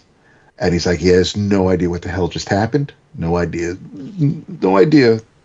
Can't even comprehend what he said or what he's done. And that's the end of the issue. So I haven't read the second issue yet. No idea what may have infected him or caused this. But I said, as far as the first issue, I thought Mark and Dan did a real solid job of getting the reader, new or old, up to date, up to snuff on the current version of this character. So, it didn't turn me into a lifelong Shazam fan, but whether it was, and it's a callback to when we were talking about Don Newton with the Shuffle and the Detective Comics issue. Because of Don Newton, I've enjoyed some Captain Marvel stories. Because of the Rich Buckler drawn story from DC Comics Presents, where Cap and Superman kind of switch bodies, I've enjoyed some Shazam stories over the years. I haven't read every iteration of the character, haven't checked out every new series that's come along the way over the years, but I trust Wade, and Dan knows how to draw, so I figured I'd have nothing to lose giving this a shot. But yeah, I'll see where we go with the second issue. See how long I stick with it. But it wasn't. I don't want to say it wasn't bad because that's not a really great sell. I dug it. I don't know if for the hardcore, long time Shazam / Captain Marvel fans, I'm curious to know how they feel about it. If they think it's a fitting continuation of the legacy, or if they feel that Wade has no clue, or they're just not feeling the fallout from all the current events and what the status quo is currently for the character. But I thought it was a win. I'll take it as it was definitely more hit than miss. So yeah, not sure if anybody else might be checking it out, but I thought it was pretty neat. Nice. Yeah, I have the issue. I haven't read it yet, though. So Cool. Can't speak to it, but There you go. figure with that creative team, though, it wasn't going to be something I can't imagine disliking it. It might not, like you said, it might not pull me in. Shazam isn't exactly like a go-to character for me, but Right. Yeah. Got to be better than the last movie. Thank God. Yes. Still haven't seen it, but yeah. Yeah. I'm in no rush to That either. was But yeah. the stanky leg. If, Hey, there you go, everybody. Thank you for being here with us one more time around. We implore you to come back next time because there'll be a whole lot more of this going on. And remember, we have a Patreon. We do. We do. It's patreon.com/11 o'clock comics, 11 no apostrophe. Take a look around. Audio, video, polls, downloads. You get to chime in on the book of the month, which will be announced relatively soon, right? yeah. Yeah. And also, we have a dedicated Slack channel. It's all hoity-toity and shit. We gather every day, 24 hours a day, and just talk about all sorts of stuff. A lot of attaboys because we're family and we love each other. That's right. So if you want to know or at least get a... Pick each other up, praise each other, encourage each other. Yeah. Give each other tough love sometimes when we need it. Yeah. Seems like I guess I need it more than most, but whatever. Please, dude. Anytime Wow. I turn on the Slack and I see a little like highlight like you've been mentioned, I'm like, oh, it's got to be Vince taking a shot at me. I don't know what you're talking True. about. Well, of course he takes credit for the surf. You kind of do, though. You kind of. It's just facts. I mean, listen, I'm gonna take credit if it's facts. I don't know what to tell you. I don't know, like. Okay. It's not like either of them are disputing it. Okay, McMahon. There you go. I mean, hey, again, it is what it is. Like you gotta, when you get a dub, don't be afraid to claim it. That's all right. You're good. You're good. Patreon.com/11 o'clock comics. And do not forget, if you're in the market for some cheap graphic novels, where do you go? cheapgraphicnovels.com. Easy to remember. What a name. Back up the truck, but a little bit of strategy needs to be employed first. There's a Conan sale, 55% off a whole mess of paper. Check that out. Buy something, get the order confirmation, reply to the order confirmation saying 11 o'clock comics sent me. You will be gifted with free shipping on your next order. And that's your clue, your chance to go hog wild. Don't be silly. cheapgraphicnovels.com. In your travels. Woo. You hear that, Jeff? In your travels. Written by Paul Allore. Art by Ariel Medel. Medel, Medel, or Medil. Colors by Sarah Meyer. Published by IDW. Either of you read Teenage Mutant Ninja Turtles versus Street Fighter? I have did not. Saw it on the rack yesterday, though. First issue of which was published Wednesday, was released Wednesday. Guess which cover I got. You'll never guess. I mean, I don't know the covers, so I can't. I mean, I don't know what I'm choosing from. Oh, I got the only cover among what looks like dozens of covers. The Freddie Williams cover. Come on. Oh, that makes sense. Yeah. My dude. Mm-hmm. So you can be Adam Eastman.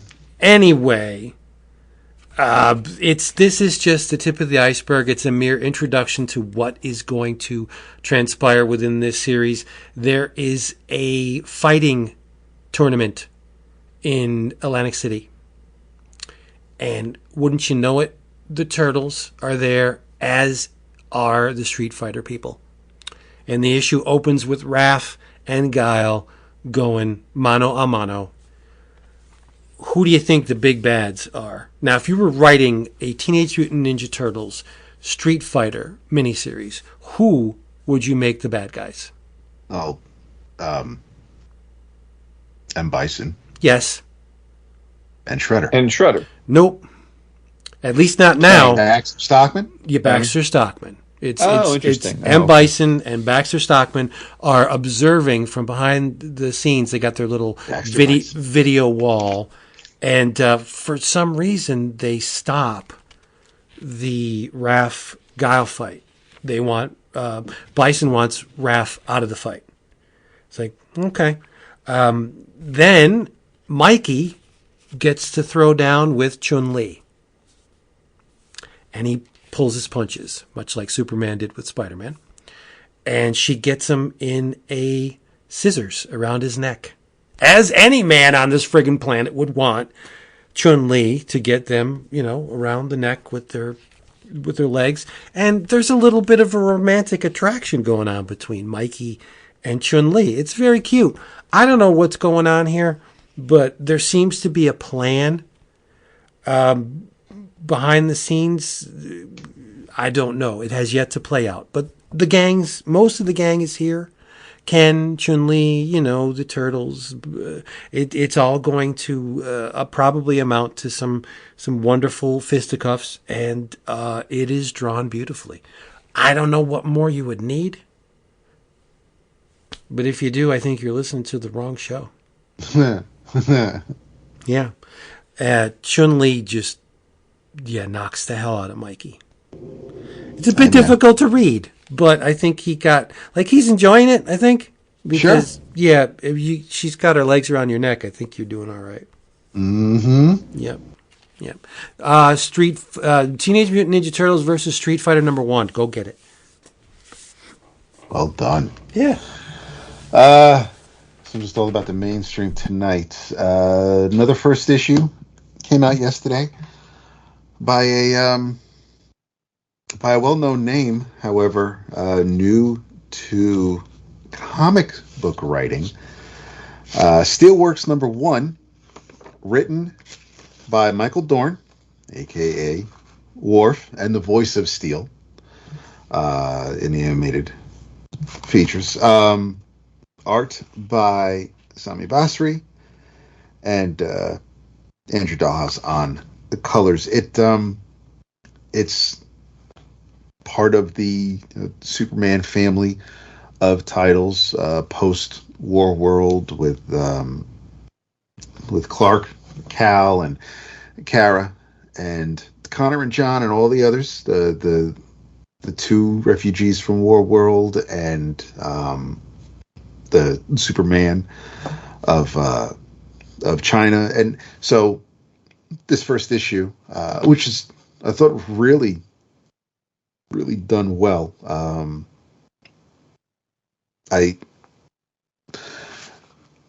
Seeing Michael Dorn in this final season of Picard, and it kind of, for me, in my head canon, it kind of makes sense seeing that version of Worf and how that character matured after so many years from Next Generation, how he kind of like meditates, kind of a pacifist to some degree on the show now, but hearing that the actor, knowing he wrote this story, it works. It makes sense. And so John Henry Irons, he basically he's talking to his niece throughout most of the issue, and he's kind of just saying to her that he kind of wants to allow the people of Metropolis to kind of be self-sufficient, to not always have to rely on the supers, to not look up and expect to be saved for every little thing. He wants everybody has to adapt. When the people had to adapt when computers came around, and everybody who was used to earlier versions of technology and how the improvements and advancements changed the world and made people's lives better. But he doesn't want people to be dependent on metas and supers and just kind of take the easy way out. And I can get with that. I completely understand. They'll be there. They're available. They'll help, but he doesn't want them to just be the reason that everybody kind of just keeps barely getting by because they'll be saved or whatever. But it goes back to his time at. We get a quick little few panel origin story where he was the chief engineer at a Mertech corporation, and which of course they made weapons for war, and he quit. And of course we find out later in the issue that when he quit, stock prices plummeted and the company kind of basically went under. But we also see him picking up the hammer, going to try to fight Doomsday, picking up the mantle when, as we mentioned earlier, Superman died, teaming up with his niece. And Vince, I had no idea, but apparently Lana Lang and John Henry Adams are a couple. I remember reading a story somewhere where they were. Yeah. Okay. I think that's from what was the imprint where all the stories jumped into the future. Oh, the future or the last big thing that they had when they introduced the new Wonder Woman and. Yeah. I think Yeah. I think that's right. Henry and Lana were a thing there. Okay. I could be totally wrong, but that's where I'm thinking I remember it from. So we're introduced to a blonde dude who's kind of just a bit bummy. His last name is Kerry, and his wife died, so which is why he's being a mope. He goes to the cemetery, visits the wife's gravesite. On his way back, he bumps into some tall-looking dude, looks like a bodyguard, standing next to a limo, and they invite him into the vehicle. And the guy in the car, his last name is Walker, and so Walker is talking to Kerry and saying that the reason that he wanted to meet Kerry and talk to him is because he needs help bringing down Steelworks. And apparently Kerry used to work at Emertech, and when John quit and the company went into the toilet, my man lost his job and his wife was ill, and they couldn't afford to save her. So he's not bitter, but he's definitely depressed, and Walker is going to manipulate that and take advantage of it and use that to attack Steel. So we have the antagonist. It's a pretty solid, pretty I'll say basic, but it's a good setup. I like Steel. I like John Henry Irons a lot. The art is great, and it's fitting for this story. Couple panels were a little confusing just based on how things were laid out, but it ends on a little, not really a cliffhanger. Ends with some action. Steelworks is being attacked, and Nat is basically the first line of defense, and she's down there to face whatever the danger may be, which we haven't seen by the end of the issue. So and there's a little bit of a kind of a dossier where there's a collateral damage analysis going back from when Doomsday cut his swath of destruction across America. There's the Ultra Woman Centennial Day attack and the Steelworks Tower construction site explosion, talking about casualties and damage costs, things like that. So it's a neat little, like, encyclopedic little write-up. But I think I'm looking forward to these 6 issues. As I said, the art's pretty solid, and I want to see. I want to enjoy Michael Dorn's comic book writing. So yeah, in your travels, Steelworks #1. I think it's a 6-issue miniseries. So there you go. Nice. Well, I'm going to knock you guys over with a feather because I have a vampire comic to talk about. I know that's a shock. I know I'm such a. I hate vampire books. I don't know they adapted Twilight into a comic. Yeah. This has been a halcyon time this last few years for vampire comics, if you're into them, which I am. There's been a lot. And one just wrapped up, and that is Little Monsters, which was a 13-issue series. I believe it was supposed to be 12, and then it somehow ended up 13, or maybe it was supposed to be 13 because lucky. I don't remember. But either way, it was 13 issues. It is finished. It was the Jeff Lemire and Dustin Nguyen latest collabo. They have done many things together. They pretty much work together nonstop. Probably most notably because of the length of it, Descender Ascender, which lasted for a good chunk of years. But they're a great team, and this story was essentially a vampire post-apocalyptic Lord of the Flies. The premise is very simple. There's a bunch of kids of varying ages. They are all alone because their caretakers have gone on walkabout but haven't returned yet. And they're living in the remnants of an old city. I assume by the way of it, many, many, many decades, if not hundreds of years past the end of civilization as we knew it. And they're just kind of like living relatively mundane lives, playing tag, singing songs, being bored, whatever, like not much to do. But the conceit here is that they believe they are the last children on Earth, and they are vampires, which is why they're able to live in this setting where there's not really any food and but they're able to live because they're vampires. But a funny thing happens on the way to the Colosseum, because for the first time in, like I said, probably at least decades, if not hundreds of years, they come across a living, breathing human being, or a few of them do. And they have forgotten what it meant to be vampires, because it's been so long since they fed on human blood, or much less smelled human blood or saw human.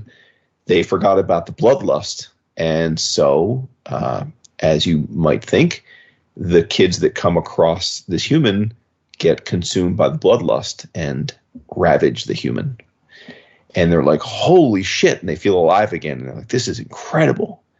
And the one's like, well, wait a minute. We were told by our masters that we were the last kids on Earth, but clearly that was bullshit. And if there's one of these humans around, there's got to be more, and I want more because it's delicious.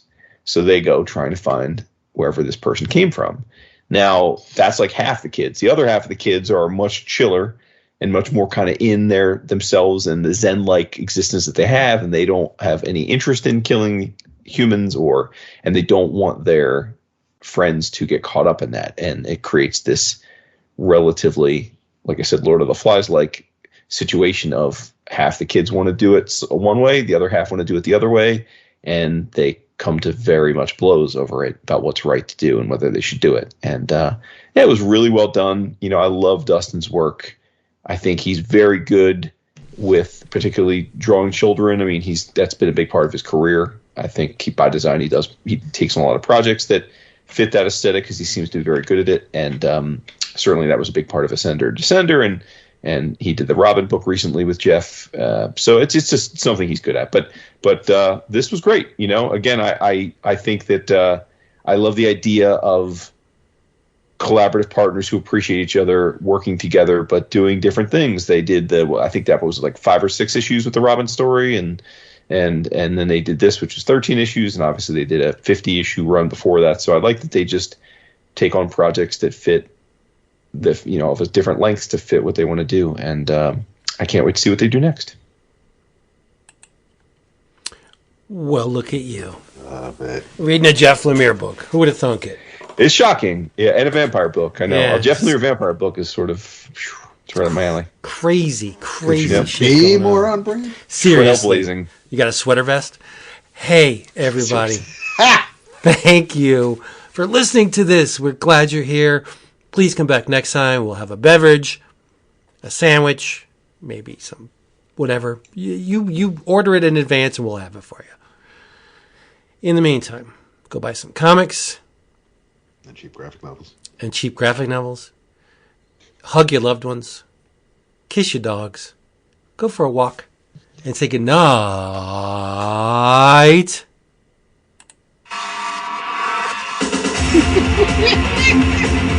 That's funny.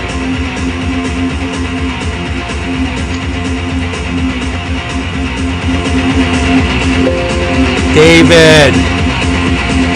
Hi. Yeah, I won't distract you. Or should I distract you?